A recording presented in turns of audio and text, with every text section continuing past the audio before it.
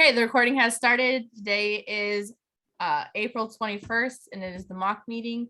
The first item on our agenda is about changing the MOC name. It's currently Manufacturing Oversight Committee. Somebody in the community, BFG Neil, had also suggested possibly doing the Manufacturer Compliance Committee. And I feel like this might be a good option to kind of suggest. Basically, we're kind of trying to find some sort of name that gives the convey that the committee is for compliance of radio, blockchain security, and the ethics stock that the manufacturers are held to. So we can start the discussion there. Manufacturers Technical Compliance Committee. Let's try to put as many letters as we can so no one can pronounce it. I mean, it can still be called MOC. And change what it is. The O is. I mean, we could just. I think we're all definitely in favor of it. I think that's sort of like, can we come up with and vote the new idea now, or do we think it's going to take more thought? What are people's opinions on that? Happy to hash through either one.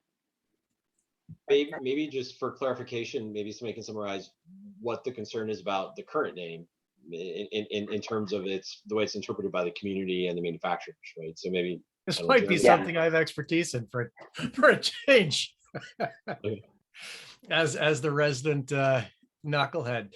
So I think the problem that we're coming to is that we're seeing that a lot of people see the MOC as having oversight over the entire ecosystem, over all of helium. And that because we have that name, we should have the ability to reach down from the ether and turn off any gateway or to control any part of the system or to have oversight and really overwatch into it. And I think the intent, as I understand it, is to make sure that even though the mandate and the control that the MOC as currently named has won't change, that the name itself will help the average person like me coming in see that, okay, this isn't an all-powerful committee. It's just, it's one gateway on the step to a manufacturer onboarding onto the chain. And that may be a step too far, because I think most people don't understand how that works. Yeah, I would just add that we are not like the good housekeeping seal of approval for products.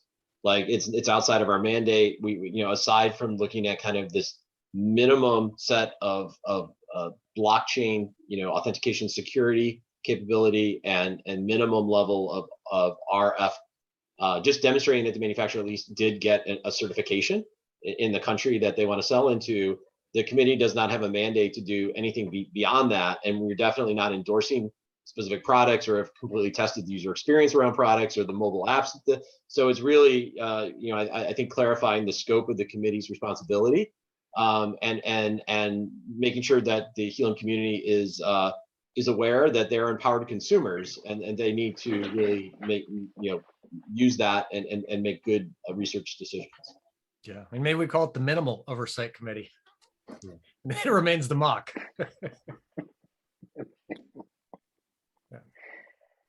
Yeah, I mean, can these things be accomplished in a name change? I think possibly, but that may be really accenting why the words really need to inspire joy about what we really do. Yeah, I think that this technical part, I mean, manufacturer, I don't know, was it technical compliance, as many letters and words as that is, that seems to really neck down what it is, so that even the average person coming in who's buying a hotspot reading it says like, oh, that's like a compliance thing. Like they're not in charge of the entire blockchain. Or the products. Right? Yeah, I mean, it's not like I'm getting t-shirts made up with MOC on it, so I don't care if it's 4 letters or 9 letters or whatever. But yeah, everyone, I just brought in Lewis for something later on. I just put in the notes. It's just an update, something we should all be aware of. So carry on in our current discussion. We also have that LBT thing. Yeah, he might be able to speak to that too. So now you have to stay the whole meeting, Lewis. I mean, I was a fan of the word security being in there, but of course that's my personal bias about what I like. I think compliance is a little bit better. So Jeremy, help me understand the security side. Like, what do we do that has to do with security? I think that's, yeah. So what do we do that has to do with security? We ultimately tell the blockchain team what keys can be onboarded or not onto the blockchain, which ultimately is there to bolster the proof of security algorithm in the blockchain, which is our main proof of something thing that makes the blockchain work. So one of our mandates, one of the things that we do here is we vet manufacturers, whether we trust them with that privilege, because ultimately the hotspots they onboard get rewards. They get to participate in proof of coverage. And if we don't believe the manufacturer's capable of doing that, or we think they're going to try to work around that and sell hotspots just to game the system, that we're one of the gatekeepers for that function. And that's what the community trusts us to do. Of course, we have extended and flexed our muscles in that way in the past. So that's the security aspect of it. What about manufacturer gatekeeper committee then? Let me. I just want to add something, because I think Jeremy was absolutely correct, but also it's a little bit more, Jeremy, in that this committee does look at the method, the hardware design software method that the manufacturer does use to protect the keys on these designs. Like the ECC 608 is the most common, but there's others, and I think that is one of the core functions that this committee does do. Like if somebody wants to use a new security key generation and storage method, it has to be approved by this committee. So I like security, I like technical, I like compliance. Can we just put them all together and just be? What about manufacturer assessment committee? I'm working on it. I think assessment probably makes it sound still like too much customer service. I also worry about assessment, not even from the customer service, but that it sounds like it's a one and done.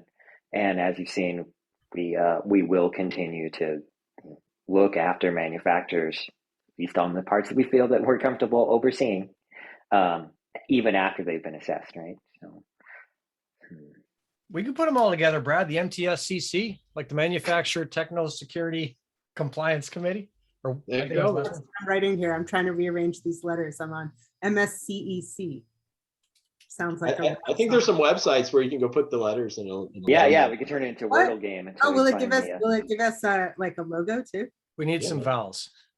Yeah, man, on the security side, like I get it, but man, I think we open ourselves up for misunderstanding pretty quickly there. I like the compliance. I think it's easy, right? I mean, I think simpler is, I think simpler is better. I think compliance is a good word to put in there because it has an overview of everything. I think if we get too many letters, it's just going to be way too long.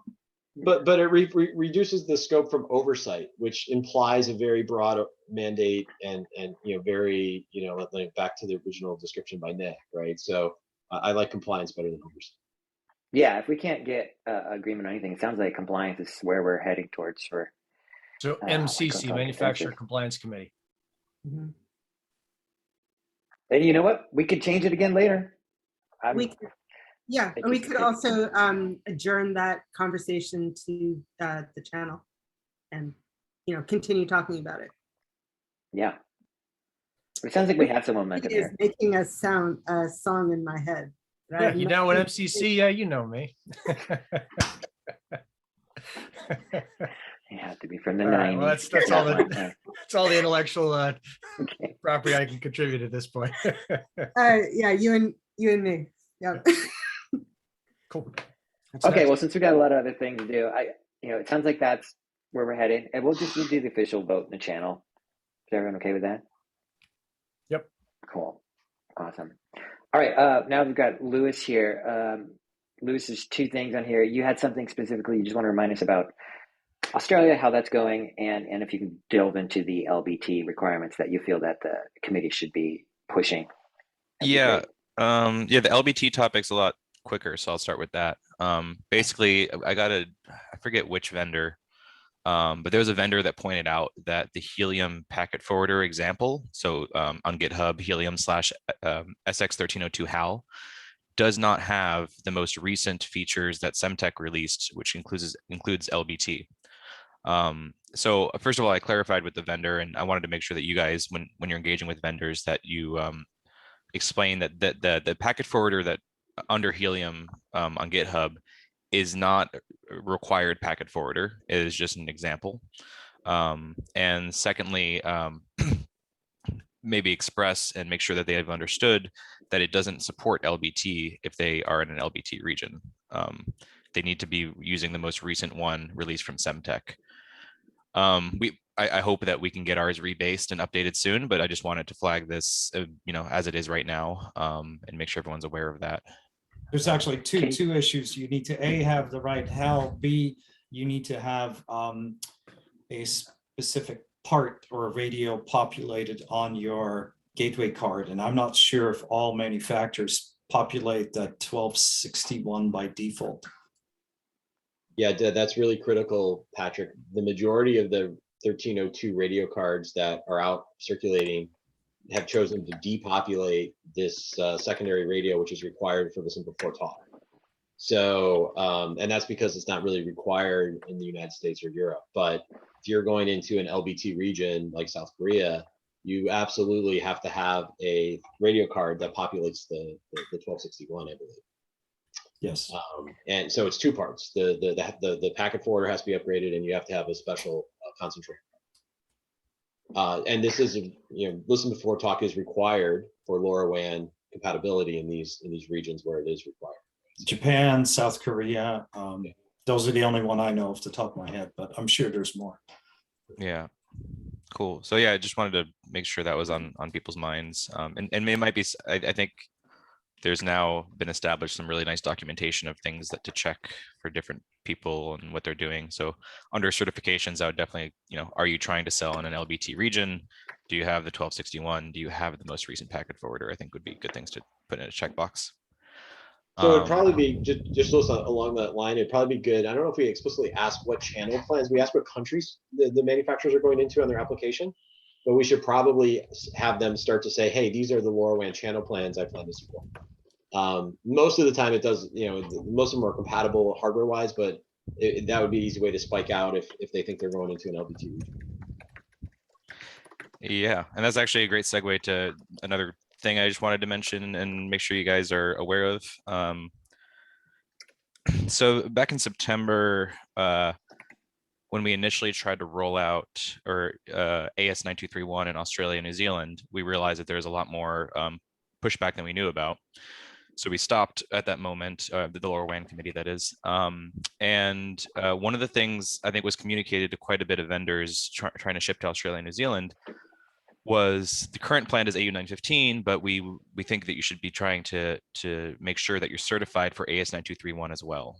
And I did a quick survey around February, and I saw that I think at least 90%, basically everyone I asked said that they did indeed dual certify from with the local regulations on the radio side, that they could operate as an AS9231 or AU915 device.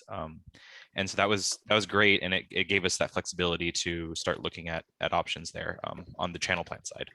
So I just wanted to, and so with as we've worked through that suggestion with the community, and we've seen that there's a lot of people that have AU915 out, have plans to roll out AU915, that were really against an AS9231 change that would leave them basically not able to operate. We did some more analysis, and we realized that we could create a frequency plan or listen channels on a gateway that was compatible with both frequency plans. So that's something we're developing and working through and making sure that the practice and the implementation holds up against the theory there. So I just wanted to, I guess, say that in general, and we're generally looking at all now AU9, like just declare, actually, I have a quick slide that might help. I like pictures and it helps me imagine. Can I share real quick? I just want to maybe hammer in exactly what I meant by all that, and then kind of end with my ask real quick. Can I share screen? Cool. So this is a deck I presented during the Australia New Zealand town hall about a week ago. So what I'm saying is, the LoRa gateway in these regions, and initially we were thinking about Australia, New Zealand, but we're realizing that there's a very similar conflict in South America where there's a lot of AU915. And generally what we've come up with is a frequency plan that tolerates both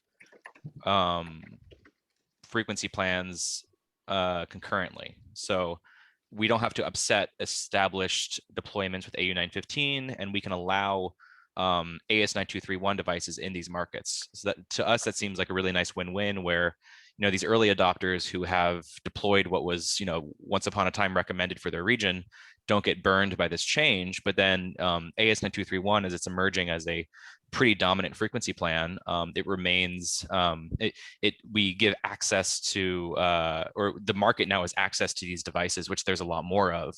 And so that's why we're developing a solution like this, and seeing whether it's going to work for those regions, essentially. So that's the, I can go more into it, but the main ask is, like, I would say in general, when we're thinking about AU915 regions, I think it'd be an interesting requirement again on that checklist to say, like, can you certify that you can also operate under AS9231?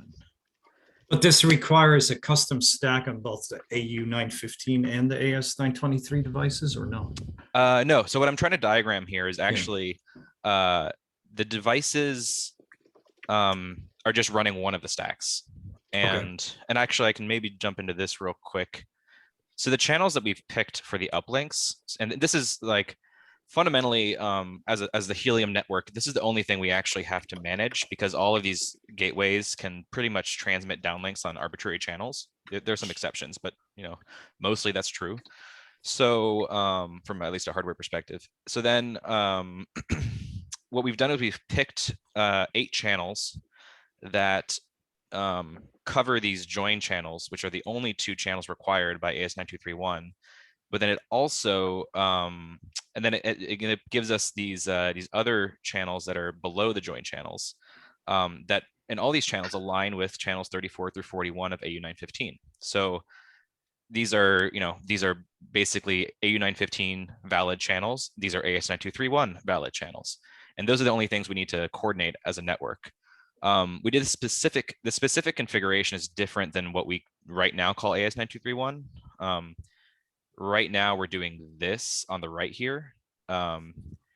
Because of the way that the Australian channel plan works, we're shifting it down here, which minimizes the interference with the downlinks. So that's the basic idea of this AS923 AU, AS923.1 AU, is that it's a channel plan that's dual compatible and also like maximizes the harmony between these 2 channel plans. Because if you did it like this other, the way that we're currently doing it, you'd actually have quite a bit of, you'd have this unnecessary conflict, and you wouldn't be using your spectrum as good as well as you could. And then just to just as a reminder of what AS9231 is, and I don't know how deep you guys go on the certifications, but like technically you can uplink and downlink, and specifically on the gateway side, you could downlink on like almost any channels that are within a pretty big range. I forget what it is in particular, but I think it's like 910 to 930 megahertz or something. It's in the LoRaWAN regional spec, but we want to make sure that as people are saying that I have an AS9231 certified device, that they've actually that they're not making any assumptions on what the downlink channels are, because they are quite configurable at a hardware, software, and protocol level. So those are things to keep in mind. And yeah, I don't want to deviate too much because I wasn't on the agenda, but I just wanted to raise these points, make sure you're aware of it, and reach out to me if you want to know more. And if can you share this this PowerPoint with us? Yeah, absolutely. I also have a write-up in Words that I'll make sure you get the deck and the write-up today. Okay, and then just a question. So, I mean, definitely from a Helium Foundation perspective, this could be a unique Helium network compatible channel plan. Is there crossover to the LoRa Alliance on, changing their or modifying their existing channel plans as well, or would it only exist on the Helium network side of things? Well, this is really just an interpretation of the spec more than anything. Like, this is within the LoRaWAN Alliance spec. Right. And we would do this in regions where AS9231 is supported by the Alliance already. So Australia is a perfect example where there's LoRaWAN Alliance certified devices for AU915 and AS9231. Right. So in that respect, like it's Australia is like a really good fit for this. But I don't know the South American countries too well, but I do know AU915 is very prevalent there. And as much as, and my understanding is many of them also have a similar situation where from a regulation standpoint, from the LoRaWAN Alliance's regional specification standpoint, both are considered valid. And in many cases, actually, I think that the Helium network might be lagging the regional specifications of the LoRaWAN Alliance, where I think there's at least 1 or 2 countries where they've said AS9231 is the one, and we're still lingering on AU915 just because of that's where it was before or something. So the equivalent of what you're doing is really like in the US, we use subband 2 of the US 915 LoRa channel plan. You're just specifying kind of the equivalent subbands of the existing channel plans that overlap. Is that a good way to understand? Precisely, yeah. Like we're in Australia, we're on subband 2. Yeah. And this proposal puts us, it's technically between subband 4 and 5. So it's not like the subbands are really, as far as I've seen, they're not actually mentioned in the spec. It's more of like a thing that people talk about from a convenience standpoint. Yep. So we're selecting 8 channels that are within the specification, and we've done it to try to maximize, like I think the thing to look at here is we've done it in a way to maximize the asymmetry of uplinks and downlinks, but we're stuck a little bit with the AU915 downlinks, which this channel has to, like, you can't move any of these channels. So the Australian side of this is 7/8 asymmetric, and then the AS9231 version is fully asymmetric and has enough distance that you could hope for full duplex as well. So that's what we've done there. Cool. But yeah, basically, like the entire design here and the entire proposal is intended to 100% be within the specification, and really just is a practical way of mitigating, the issue that AS9231 is getting a lot of momentum, but there's and a lot of people want to use it, but their countries and our current channel plan is exclusive and does not allow you to operate these AS9231 devices. So the design here is to make sure that the early adopters don't get burned, but also the market now has access to a lot more AS9231 devices, which we think is good for the ecosystem of LoRaWAN, but also obviously good for the Helium network as we get more traffic, hopefully, and more usage. So Louis, summarizing, what would we as the committee do if we believed in this to help push it along? Is it, I wrote down simply, we should pose the question, can you certify right now that you can operate on both AS9231 and AU915 to all manufacturers currently seeking to sell in Australia? We just ask that question and say, please make certain you can. At a later date, we may change the channelization to fit somewhere within between those two. I would extend that to saying any AU915 region. So a lot of these South American regions, I don't know how I don't know whether we've approved many hotspots specifically for South American countries, because I'm not really up to date on this on the actual like hotspot rollout that you guys have been doing. But generally, we think that we're going to run into this problem, or we're going to run into this this situation in a lot of places, and having this available to us will give us flexibility and being able to create resolution in a way that's a win-win for all parties, essentially. So to go back to what you were saying specifically, yeah, like I would say, are you want to, I don't know if Chile is a good example, but let's say Chile is AU915 primarily today. If you want to ship to Chile, we really would like you to also dual certify with AS9231. The main difference is the AS9231 downlinks, they could be on these frequencies and they are a different bandwidth than the Australian downlinks. And I know that that's an important thing that a lot of regulators specifically ask you to do, is show us what all of your potential transmits look like. So just make sure that you're also getting them to do more narrow transmits on other frequencies than the fixed Australian downlink frequencies. It would kind of be the summary, but again, I don't know where you guys are at and how deep you go into like reviewing the certification, but beyond, I mean, at the very least, suggest that they do this and recommend it. And then if you're actually reviewing certifications, just make sure that that they're transmitting out, on these AS9231 appropriate channels. Yeah, that seems somewhat doable. In fact, we have a lot of processes in. Now for looking at testing reports, and we could just all I agree that part of the proposal process and our approval would be for these groups to make certain, hey, it's a little bit gray in these certain countries. Here's where we stand on what you need to test for. And we hope that this will work with everybody. And then it does leave flexibility later so that we can possibly. Yeah, and that's one thing I'd like to emphasize too. This is not like, we're not saying that we're switching all these countries to these channel plans. It would behoove us to keep that option open, because we're seeing this solution potentially be a really nice way of resolving some deployment problems we've had in Australia, where two parties want to do different things, and we have a solution to it, but we just need to make sure that the parts that are hard to change is like, how do you certify something after it's shipped, and what if for some reason the hardware doesn't allow you to do these things, because sometimes that happens too. So okay, I think we've got a good summary of what we can do. Just for final clarity, Lewis, so what is the current officially primary channel plan in Australia? Is it AU 1915 is the official one today? yes, and it is specifically on these channels right here. So subband, if you index at 1, this would be subband 2. And the downlinks are fixed here, and they keep going up higher in the range as well. But the official frequency plan is AU 915. And just to be clear, like what the issue is AS 9231 is also a LoRaWAN Alliance, approved plan for Australia, but they can't use our network because we're on these uplink channels. So we have to do a channel plan that absorbs these join channels here. And this is what we're proposing, is essentially something that does that, which keeps AU 915. So we would still, currently the LoRaWAN committee's recommendation is still the notion that AS 9231 is the primary suggested, is the primary channel plan of the network. But what's come out over the last few weeks is clarifying that we're able to do this in a way that maintains AU 915 support.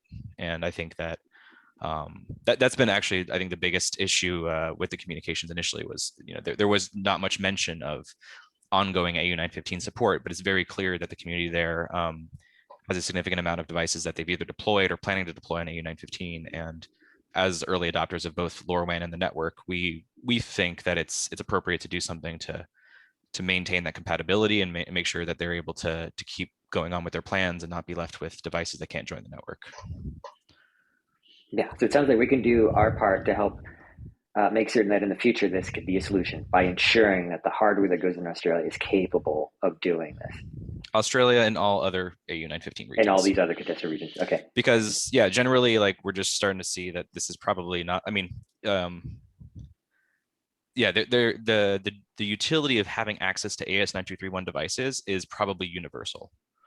We're not sure yet, but just having options is important. So that's the main thing I wanted to do, was broadcast the idea that, I forget who I was working with back in September, but I know a lot of the vendors did find out through, I think, the MOC that we were trying to do, that we were looking for AS 9231 support in Australia. And I was really pleased when I was like, oh, did the message get out? And I talked to all of them, and they were pretty much all good to go. So, it might be standard practice to do that already. And maybe that was just luck, but anyway, just wanted to kind of reinforce that it's probably going to be an important tool. Yeah. But anyway, I got a question on this. I'm the least technical person here. I know that I've talked to the Australians. The ones that I've talked to are about as vocal as a human can be about not wanting to change from 915. If I'm understanding this right, Lewis, what you just said is that they get to stay on 915. All their 915 devices are good. And then what it sounded like to me was that the manufacturers who want to buy or manufacture a bunch of these 923s also get to come in, and the 915s and 923s will end up being able to talk to each other? Or are they going to be two separate kind of sets that both operate on the same network but can't witness or beacon to each other? Yeah, so the gateways would all be able to hear each other, because the way the beacons work is they send out a packet on one of the listen channels, and everyone's on the same listen channels. The only thing that's changed is so the gateways are listening to the same things, and basically, like, the Helium network, if you want to think about it in a very simple way, is like many LNSs can talk to the gateways. Many LoRaWAN network servers can talk to the gateways, And so, and then somehow the gateways know which LNS to route it to and stuff like that. That I won't go into too much detail over that. Basically, when they see an AU915 device packet, they'll know to give it to that LNS, and same with AS9231. So you can, without too much crazy stuff in software, you basically can run these 2 channel plans concurrently. And I think that what you probably got wind of was when this was first announced. Up until 2 weeks ago, there wasn't a lot of emphasis on the fact that we could do something that was compatible for both sets of devices. And I think that that's we're very focused on making that clear and well tested too. And so far, like I've showed this plan to a lot of people that know the specification quite well, and no one's really said anything that they think wouldn't work yet. Obviously, we'll see when we actually implement it and roll it out. But from a specification standpoint, it does seem to be true that we could operate this no problem. What we are going to look at more so is, in reality, do the AU915 devices accept a new channel configuration gracefully, and how much friction is there going to be there? Because some of these stacks might be older, but as far as I've seen, like the channel mask commands used in AU915 are pretty old in the specification. So I'm pretty hopeful that most devices will have it. But then, there's always gonna be devices that are out of spec, and how bad is that going to be is my biggest question at this point in time. Got it. Has Leo seen this thing? He's easily the most vocal of the Aussies.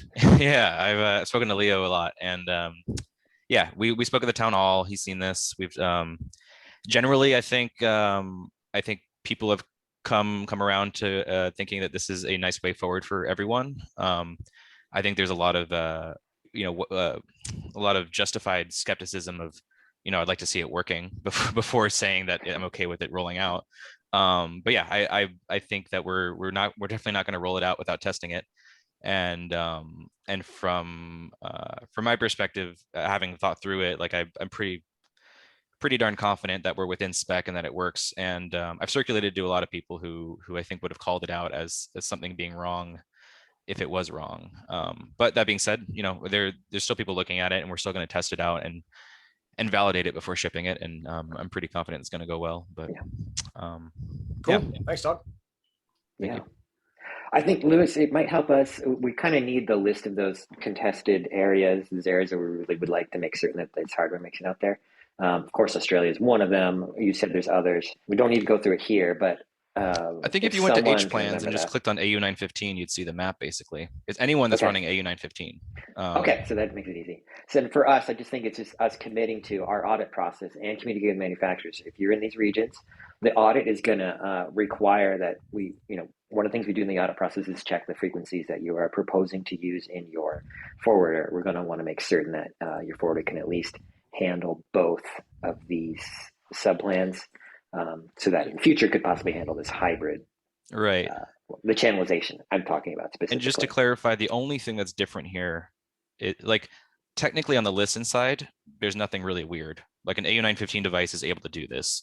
The only thing to really look at that's like the diff is you might transmit at bandwidths and channels that are not AU915. So it's really the only thing to look at from a certification standpoint. Like, okay.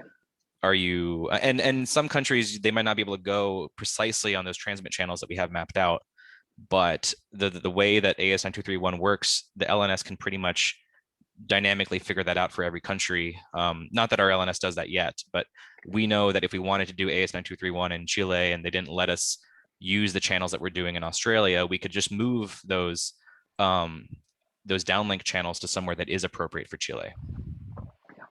The short answer would be, can we as a MOC make certain that manufacturers are building out railroad into areas that they're not engines going yet, but with a plan in the future?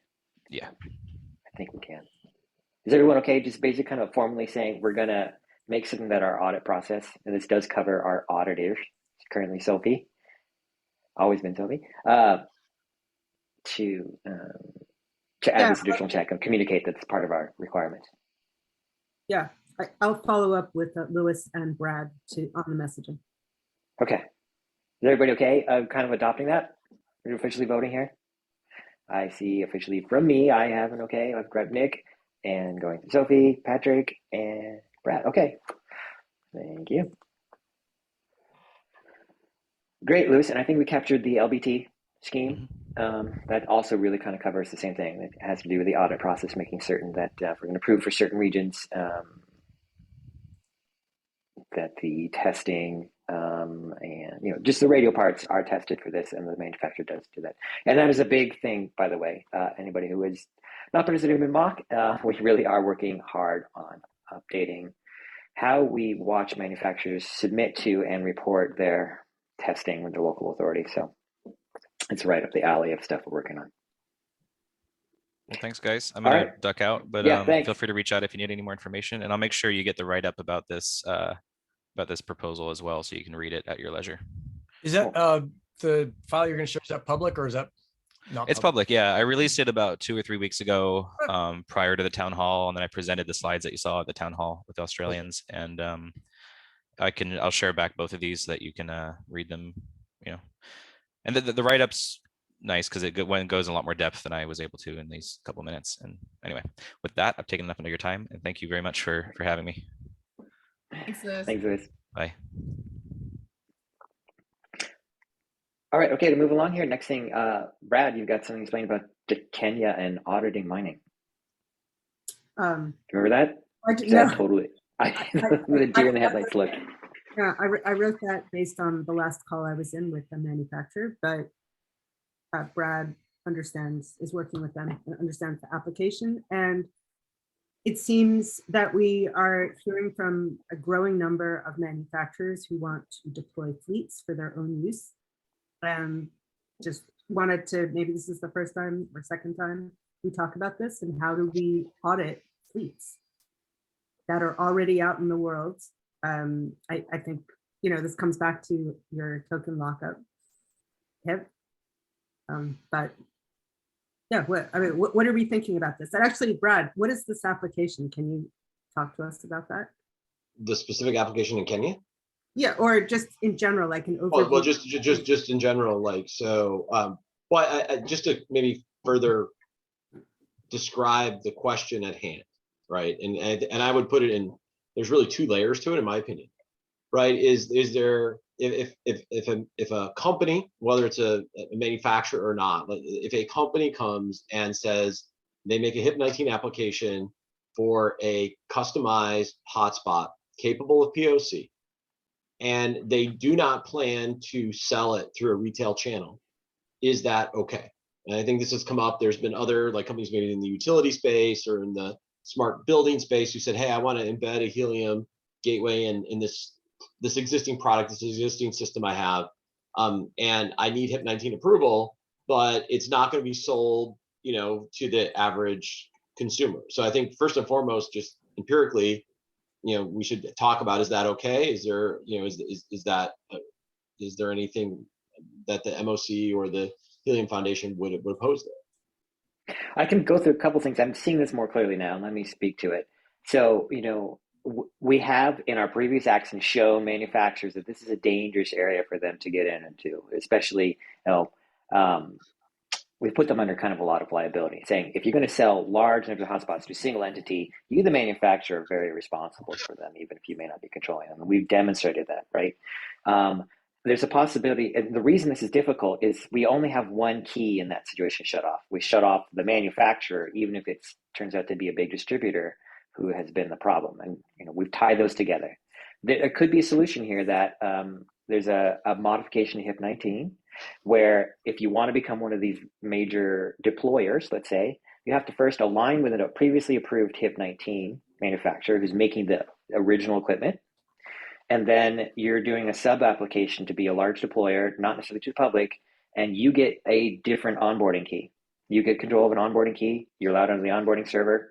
That way, if there's a problem later on the field, we shut off this deployer and not the original manufacturer. Is that kind of a solution you're thinking might work really well?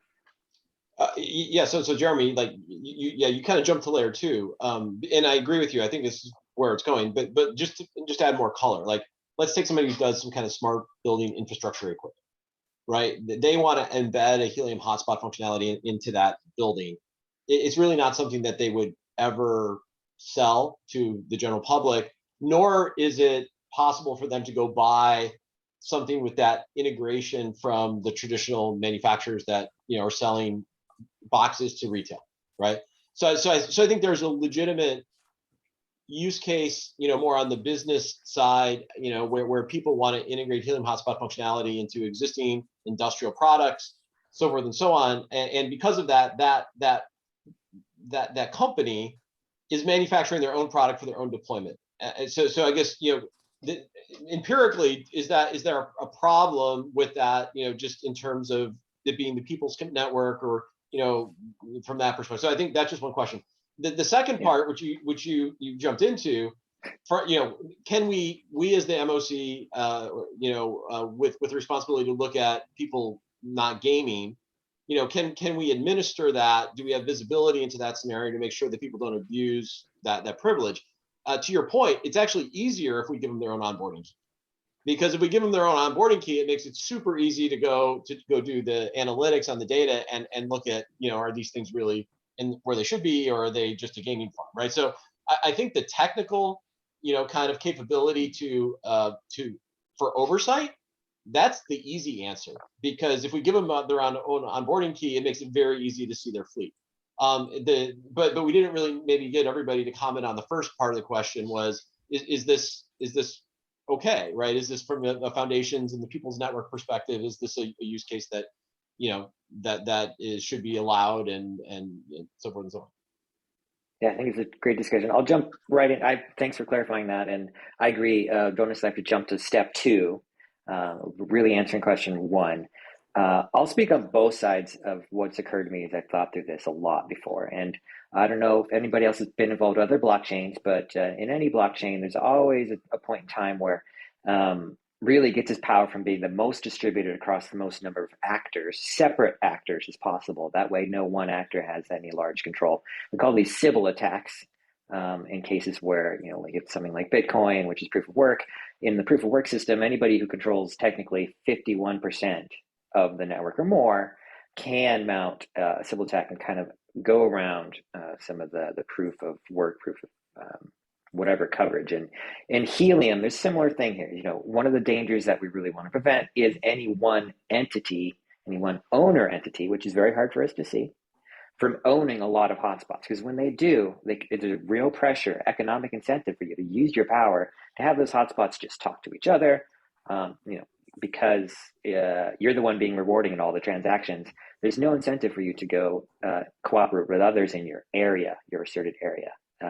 And this is, to me, one of the big reasons why it is worth thinking about how do we handle this idea that, you know, ultimately, I think this network gets a lot of its power from there being a lot of hotspots owned by many different people because of this danger. But if there's a way to prevent this danger, in some cases, I think maybe it could be a powerful tool. Is there a way to do multiple keys per manufacturer and assign like a license fee to each key? So maybe every 10,000 hotspots, you have to do an expedited reapplication process? Well, that's kind of straight into H&T vendor lockup. Yeah, but technically there kind of is. But coming back to again, this empirical question, Jeremy, I mean, I think you articulated the value of diversity in participants as a way of security. So but you never really addressed this question of, you know, if large businesses want to deploy large fleets in all of their restaurants, hotels, whatever it may be, is that inherently okay? I mean, on one hand, yeah, I would frame it as, I was not answering the question. I was showing the pros and cons. And there's definitely pros in having large businesses who can deploy lots of hotspots legitimately. That will rapidly expand network coverage, which is something I think everyone in this group understands is our role as participants in this, people who love the network. So we want. There's just a danger associated with it. And I want to get at you know, I think it could be done with some technical solutions, and maybe that's what we're here to talk about. I don't want to shoot it down or say, oh yeah, it absolutely should be done. I just want to represent the conflicts on both sides. I'm a yes for layer one. Yeah, they should the definitely be allowed to do it. We just got to figure out how to make it safe for the network. Yeah, I mean, see now here. Yeah. The empirical argument is it's a decentralized network, just like Bitcoin. Anybody can participate in Bitcoin. Everybody, you know, businesses and individuals. everybody should be able to participate and use the network to really become a ubiquitous IoT network, right? I mean, so, does anybody else have a comment on that first layer? Are we all agreed, like there's no barrier to businesses coming in and deploying and so forth, as long as they're not game? Well, there just is one, which is the public perception really has the tagline, the people's network, really says one thing. And if we go down this road, we have to agree that all right, if I'm a manufacturer, I can deploy lots of them, I don't have to sell them to customers. People will fight against that wording, and it's a serious issue that I want to talk to. And another issue, we've been looking at more recently manufacturers coming in from the very beginning and looking at their backgrounds. So some of the manufacturers that we've talked to who are doing their own fleets have backgrounds in Filecoin and Bitcoin and so on. So we would need to take that into account. I mean, they're mining companies. That's their interest, is mining. And so mining and network coverage together, but as the MOC, we would need to really fully understand that rather than just being like, okay, go ahead, Brad. No, well, it's perfect. So, because this is the discussion I was trying to hopefully get people to talk about. So it's okay if, right, the company that wants to do this is doing it as a part of a legitimate network coverage use case expansion, whether it can even be 5G in the future or IoT for now. But if a company wants to do this and it's not clear that they have that deployment, that companion product synergy, right. then the MOC may say no, because you haven't convinced us that you're deploying this in a legitimate use to expand the network and solve a problem, right? Love it. Yeah. So can we do something where, like, if you want to have a sole deployment, sole customer deployment, whatever hotspot, you're only deployed to you, is you have to also prove in the application, I think this is what you're saying, that maybe that you have the rights to the location and you have to do what I'm calling like a network deployment plan. So if you want to be the only person, or if you want to be the sole manufacturer for yourself, like, okay, show us the 20,000 locations you're going to put these 20,000 hotspots you want to make. If you don't have the rights to those, or if you don't have some operating agreement or something, then no, you can't make your own. I think that seems to protect it. We also got to talk to people in marketing about this people's network shit, because that's just going to bite us in the ass. Well, it's the people's. I mean, but it doesn't mean that I mean, people work at businesses too. Yeah. Right. I mean, all of our lives are a combination of businesses doing things for us. Like we can't be I mean, this is my personal opinion. It needs to be an equal access network to individuals and businesses. Yep. And as long as businesses are trying to deploy in a way to expand the network, solve a problem, it shouldn't be blocked. But to Sophie's point, if it's a company that comes in and just says, we want to build 100,000 miners and they don't have any synergy for deployment or solving a problem, that the MOC may not approve it. But what if they have both? They have a background in mining. They see an opportunity to grow the network in an area of low coverage. I mean, if I was a manufacturer, that's what I would do.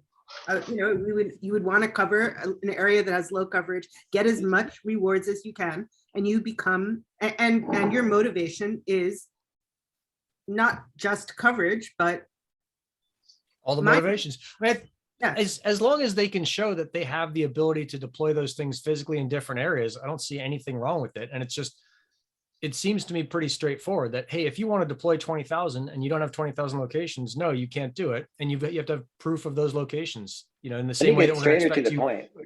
Yeah, which is, why is this an issue? What are the barriers right now that are preventing this from happening? We're just discussing it because it's coming up more. I think we're having more new applicants to the HIP-19 come in with a dedicated deployment strategy versus, hey, I'm going to go plan to sell this.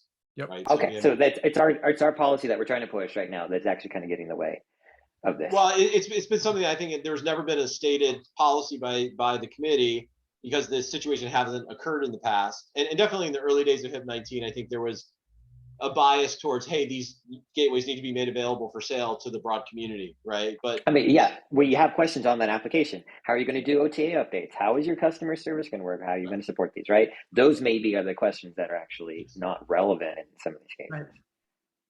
Well, and then just kind of skipping the second layer, by giving these fleet deployers their own onboarding key, it seems to me it makes it much easier to monitor their behavior, make sure the deployments match what they said they were going to do. And just like the other folks who have had their keys revoked and their units added to the deny list, if there's misbehavior from what the stated intent was and legitimate deployment, then obviously it's easier to go to go remedy that in these scenarios. But Sophie, I mean, my threshold is as long as you're not, if you're going to go deploy 1,000 hotspots in a physical region and provide coverage there, that there's nothing wrong with that. Great. No, I agree. I think that's great. I just I'm more like just talking this through. This is the first time that I'm really thinking. Thanks for those slides, by the way. Those were great. So how does the MOC prove to ourselves that a company is legitimately just because they give us a bunch of locations or a network? What did you call it, Nick? A network deployment plan? Yeah. I love it. That sounds so like legit. So official, yeah. How do we evaluate that? I mean, we don't have to decide that now on this call, but these are questions like how we've already had a lot of the reason we have gaming is because some manufacturers don't they don't see the value of the network the same way that others do. Yep. I'm going through this process of getting Gristle King a institutional crypto trading account, right? So I can do something with the HNT. And one of the things Binance is asking is like for all the mining location agreements that I have, because they want to see that. And I think we could ask for the same thing. And basically the decision tree would kind of bifurcate super early. Are you going to do retail or are you going to do institution or whatever dedicated, or maybe both? If it's dedicated, if there's any dedicated in there, if it's just that or dedicated in, is that they have to fill out a separate piece that where they do submit all of their location agreements. And that's part of it. Like, hey, if you want the extra benefit, then you have to do the extra lift. Mm-hmm. And then I'm really curious about how many can we limit the number of hotspots that get onboarded and say, look, we'll give you like a 500 hotspot key, and then you have to wait 2 months before you deploy 500 more, so that we can see you're not gaming for those 2 months. In the same way, whatever this HIP is that's doing the kind of slow onboard for hotspots, that same kind of thing, but at a manufacturer's scale. I think we got to be really careful about protecting the network. Yeah, from institutional gamers. Mm-hmm. I like that 500 first, but I mean, 2 months is not very long. I mean, yeah, like whatever the numbers are, if it's 1,000 or 200 or whatever, like we kind of figure out, have some get StarWatch or some math guy to figure that out. Yeah, there are type of solutions that could do this. Controlling their onboarding key technically with the onboarding server, which is already done, can have very magical things like this happen. I just want to speak on the other side of who's going to code this, who's going to have the time to review this. If any of you have ever put the burden on yourselves having to do a large batch processing thing of anything with these guys, just warn you that it's easy to, as an example, adopt an internal HIP without code. I'm worried more about how to make it technically possible if we really do want to add these little extra checkpoints on here, make ourselves and the rest of the community feel safer. How could we realistically do it? Well, two things, and I don't know if we're going to talk about the token lock idea, because obviously that puts. We're supposed to actually. We probably should do it next. And we actually have a call with a vendor in 10 minutes. 15 minutes. Yeah. Yeah, and So we actually need to. It was my fault for letting us go a little bit long on some of the other things. So, I think, how about this? We've all talked a lot about this more, I think more than any before. I'm glad, Brad, you've been able to really bring it up, because I know it's been sitting in your mind for quite a while. So I don't think we have to come to a conclusion about it now, but let's commit to really talking about this issue. I think, we're all somewhat in agreement that it's something to think about, and it really can be a benefit to the network, but we're all a little worried on some things here or there, rather than dealing the other parts of Yeah, discussion. I do want to say one thing though, the manual thing that you were talking about, I like just any sort of manual type of going through of information that could potentially be rolled into a fee for a manufacturer that's doing Sure. like Yeah. that. So I think would be probably the most straightforward way to approach that. And in fact, maybe having the vendor lockup thing be mandatory for the first of these, or for all of these would be the first attempt to really look at this, and having community control of that agency is a way of possibly compensating anything that does go wrong. Really want there to be consequences so that everyone's aligned, and this is a chance to be more involved too with the maker and the deployments, but it does come with management on our end in one way or another. So yeah, I'm tentatively cool with it, but we're gonna have to discuss it more. I like to think about how the roles of it would work. If everyone's cool to move on. Yeah. All right. So is everybody looking here? What do you think we should go on to next? We sort of have this thing about should we go further into Wi-Fi, Bluetooth, LE? We had some complaints by other manufacturers policing other manufacturers saying, hey, how did you let them through? They didn't get their Bluetooth low energy certification. Another thing is, should we talk about, internally we've had stricter requirements for people joining, for manufacturers joining. I do want to help illustrate to the public, what our thinking has been, because there have been more denials on that people have been applied for. Should we talk about that publicly, about what we're trying to do? So I'll make a comment on the Wi-Fi BLE. Sure. Again, I think it comes down to the scope and mandate of the MOC. We are not reviewing BLE, Wi-Fi, other radio cellular certifications, because those radio protocols are not germane to the Helium Long-Fi protocol. Right. So the only reason we're looking at the LoRa certifications is because it is kind of the radio part that is specific to the Helium network, and we feel like that makes sense. But we're not going to go review every radio certification for every manufacturer. Again, that comes back to, we're not the Good Housekeeping seal of approval. All the manufacturers are responsible for all of the radio certifications for their products. Like we are not an official. We're doing it as a courtesy, right? Just to make sure that at least the manufacturers are looking at the right LoRa frequencies, right modulations, as we talked about before. Okay. Well, so I did make a public comment to Tim, Long AP, saying, hey, thanks for bringing this to our attention. We are working on tightening our regulatory things part in here. I actually do like the approach, because it does explain really why we didn't do this in the past. I mean, unless we staff up, we just don't have the bandwidth to be the Good Housekeeping seal of approval for every product. Yeah. Is everyone kind of okay? I agree with Brad. No, totally 100%. We just, that's not our job. And we do the testing because we want to make certain that the radio will work for what it's supposed to do for Helium. Exactly. And if another vendor has a problem with another vendor's certification, then they can complain to the FCC or, whatever. Yeah. So. That's a very good summary.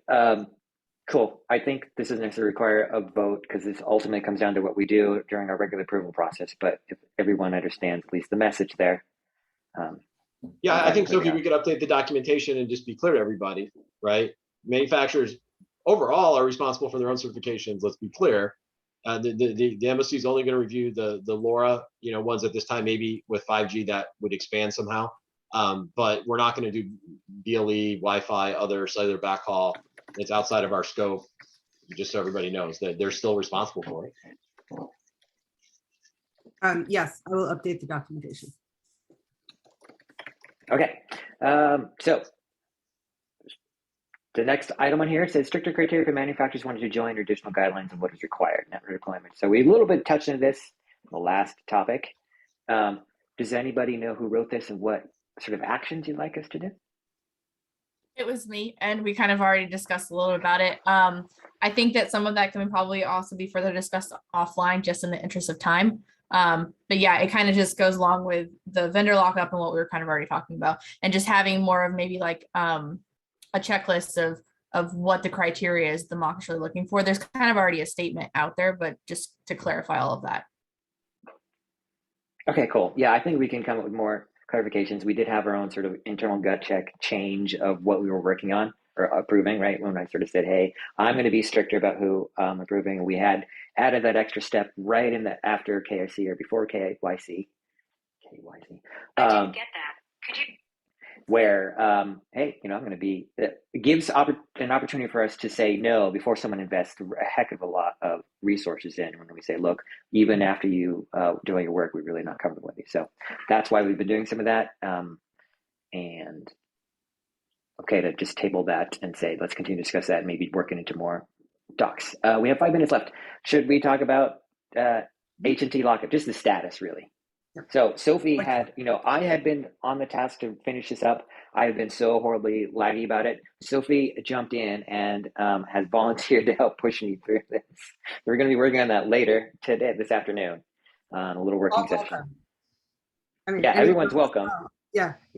So, but big thank you, Sophie, for helping to push this one forward. And I think it's an important one. I'd really like it, all of us as a mock, to kind of sign on to be the authors, or at least to be the presenters of it as a formal HIP. So I don't think there's else to be done with that, technically, no. At this meeting. The big question is like, how much do they lock up, right? Like that's the huge. There's questions, how much they lock up, technical things about where do they lock it up.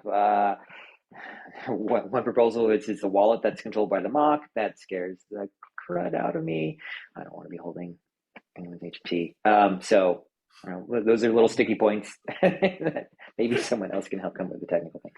Yeah, I mean, I think we can also, as we're going through it, I mean, Jeremy mostly wrote it, and I mean, it's mostly all there, but yeah, but it's all up in the air, and it just needs to be worked. And I just welcome everyone's input, and again, thanking everyone. But we also may come out of this. What I think we'll come out with is a full document, and then we'll have like a bullet point of maybe 5 questions. Yeah, and that perhaps we can all discuss as a group. True. Any last pressing issues? Things that we didn't talk about that were super important? I think we're good. Yeah. All right. 4 minutes to stay. Thanks, everyone. I appreciate it. All right, and we'll see you soon. Right on.